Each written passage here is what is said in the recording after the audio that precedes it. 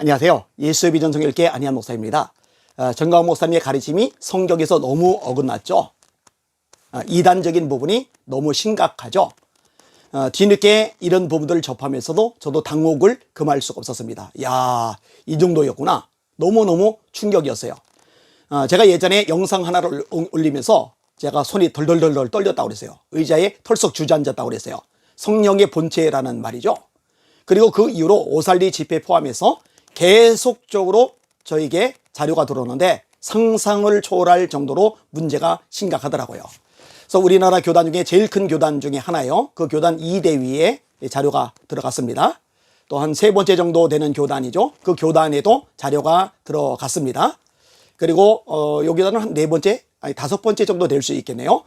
어느 교단인지는 이야기 안 하겠습니다. 그 대학 총장님 만났고 그 총장님하고 이제 얘기가 잘 됐어요. 그리고 2대위에도 역시 자료가 들어갔습니다. 이런 일들이 계속 진행이 되고 있어요. 제가 지금 인용하고 읽어드리려는 거는요, 합신교단, 여기는 이제 이름을 밝혀도 돼요. 워낙 당당하게 말씀하신 분이니까요. 합신교단 2단 대책위원장이던 김 목사님께서 올리셨던 내용입니다. 이 부분을 보시면은요, 상당히 많이 놀라시고 충격을 받으실 겁니다. 김성한 목사님, 제가 잠깐 갑자기 헷갈려졌었어요. 그래서 좀 살펴봤는데 김성한 목사님, 이분이 2단 대책위원장으로서 올렸던 내용이에요. 그 내용을 제가 인용해서 읽어드리도록 하겠습니다. 전광훈 모세오경만 성경이다.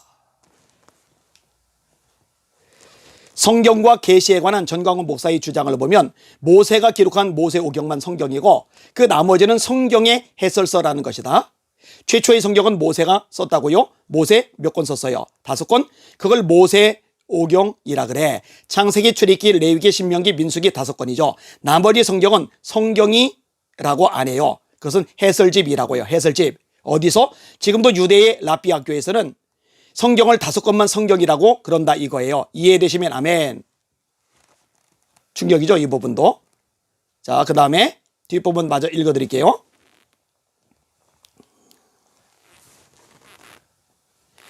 전광훈 목사가 모세오경만 성경이라고 주장하는 논리의 근거는 모세가 하늘을 보고 와서 쓴 것이기 때문이라고 주장한다.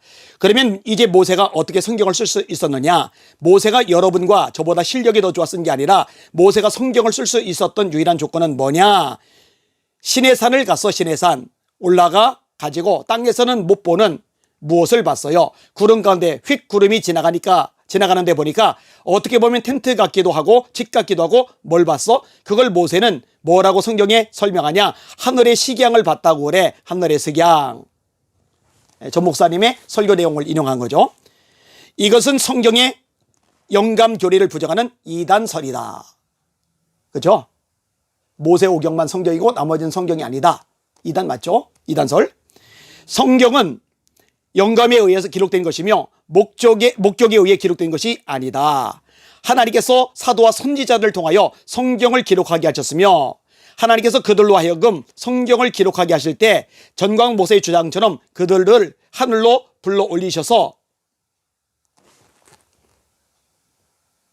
하늘에서 뭔가를 보여주신 것이 아니라 하나님께서 자신을 사람에게 계시하시고 그 계시를 기록하게 하실 때에 성령의 역사를 통하여 오류 없이 정확히 기록되게 하신 것이다. 이것이 영감설이다. 이게 기독교 정통이죠. 이게 교리적으로 옳죠. 김성한 목사님이 제대로 이야기를 하시는 거예요. 이사야, 에스겔, 다니엘 선지자도 하늘을 보았다.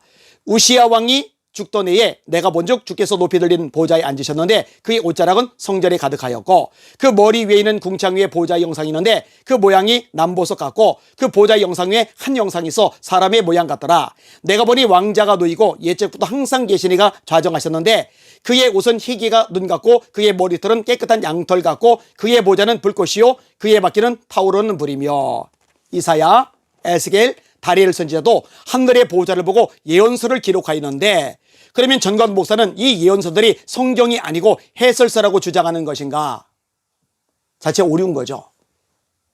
하늘을 본 자만 성경을 기록한 것이 아니며 성경의 저자들 대부분은 하늘을 보았다는 체험을 전혀 말하고 있지 않다. 성경은 체험이 아니라 영감에 의해서 기록된 것이기 때문이다. 성경 66권을 부인하면 이단이다. 하나님께서 사도와 선지자들을 통하여 기록하게 하신 성경의 66권 모두가 성경이며 이것을 부인하는 자는 이단이다. 모세오경만 성경이라고 주장하는 전광훈 목사의 주장은 너무나 분명한 이단설이다. 전광훈 목사는 하늘을 보고 온 자만 성경을 해석할 수 있으며 사도 바울이 3층절을 보고 왔기 때문에 성경을 해석할 수 있었다고 주장한다. 그런데 이렇게 쓴 성경을 알 사람이 없었어요. 정윤 목사님 설교입니다. 모르는 거야. 이 성경을 선지자들도 모르는 거예요. 선지자들이 성경을 모른대요. 모르다가 이것이 드디어 성경이 열렸어요. 신약이 와서 바울이라는 사람이 이 바울에 의하여 성경이 열리는 역사가 일어났습니다. 아멘해요. 또 교인들이 세상에 이런 어리석고 미련한 교인들이 어디 있어요. 그래서 성경은 줄여서 말하면 모세가 썼고 바울이 해석한 책 뭐라고요? 성경이라고 합니다.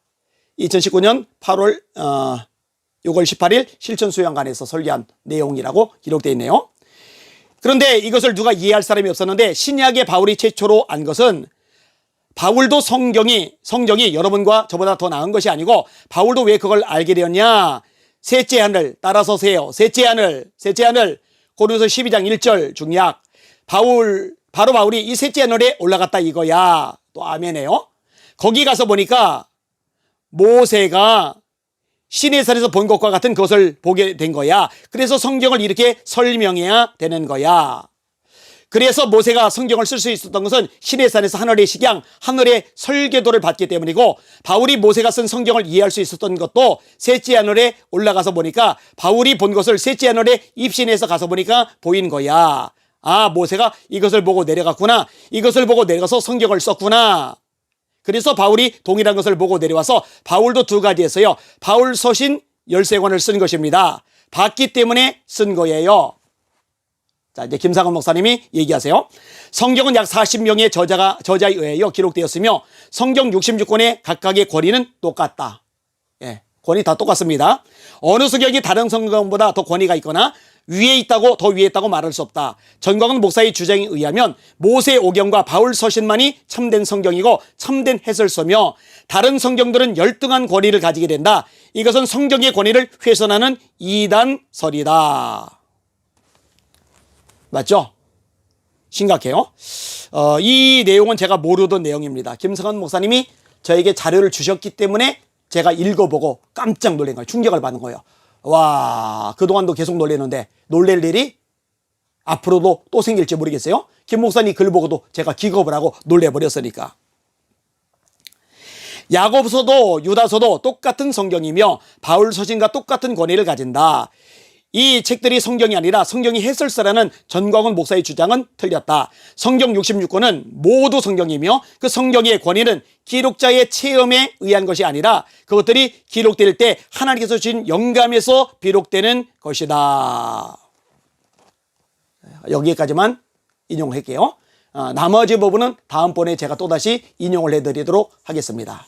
여러분, 창세기, 출애굽기, 레위기, 민수기, 신명기, 모세오경 성경 맞아요. 그리고 그 다음 것들도 성경 맞아요. 이사야, 예레미야, 에스겔, 다니엘, 호세야, 아몬, 호세야, 요엘, 아모스, 오바댜, 미가, 나움, 스바냐, 학개, 스가랴, 말라기 성경 맞아요. 시편, 잠언, 전도서, 아가 성경 맞아요. 열왕기상, 열왕기야, 역대상, 역대야 성경 다 맞아요. 뭐가 모세오경만 성경이고 나머지는 해설서입니까? 정신 나간 거죠. 이 진짜 위험한 소리를 했어요. 세상에 이런 것까지 했어요. 아니 그런데 왜 그동안에 이 교단들이 이거를 제대로 짚고 넘어가지 않았을까요? 하긴 이제 몰랐을 수도 있습니다. 저도 이 부분 몰랐던 부분인데 김성환 목사님이 보내주셔서 비로소 알았으니까요. 이단대책 위원장 중에 참 뛰어나신 분이었구나 생각이 돼요. 지금은 이제 이 위원장 자리를 다른 분에게 넘겨주신 걸로 알고 있어요. 그리고 위원장이실 때 이 글을 기고하셔서 올리셨더라고요. 참 통찰력이 대단한 글이다라고 생각이 되어집니다. 뒷부분 다음번에 또 읽어드리도록 하겠습니다.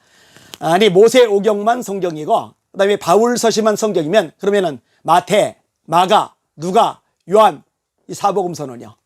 사도행전은요. 요한계시록은요. 요한계시록은 성경이라고 하겠네요. 왜 하늘 가서 봤으니까.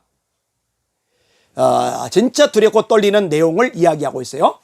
이 방송을 듣는 여러분들, 이 방송 내용을 들으시고 나서도 전광훈 목사님 지지한다면 여러분들은 예수 믿는 사람이 아닙니다. 여러분들은 정상적인 신앙의 소유자가 아닙니다. 불가능합니다. 그리고 이 방송 내용을 보고 나서도 절 보고 감정 싸움을 한다고 말한다면 진짜 맹일입니다. 중단하라고 말한다면, 더 이상 한국에 분열시키지 말라고 말한다면 여러분들은 영적 눈이 어두운 사람, 한 치 앞도 내다보지 못하는 그런 사람인 겁니다. 이거는요, 멈출 수 있는 사안이 아닙니다. 뿌리 뽑아야 돼요. 미혹당하는 수많은 영혼들 건져내고 살려내야 됩니다. 이 일을 위해서 함께 기도해 주시고 선한 싸움을 싸워주시기를 주님의 이름으로 부탁을 드립니다. 사명감을 가지고 일을 하는 거예요. 감사하게도 저희 교회 전 성도들이 마음을 모아서 기도해 주고 계세요. 릴레이 금식 기도도 해줘요.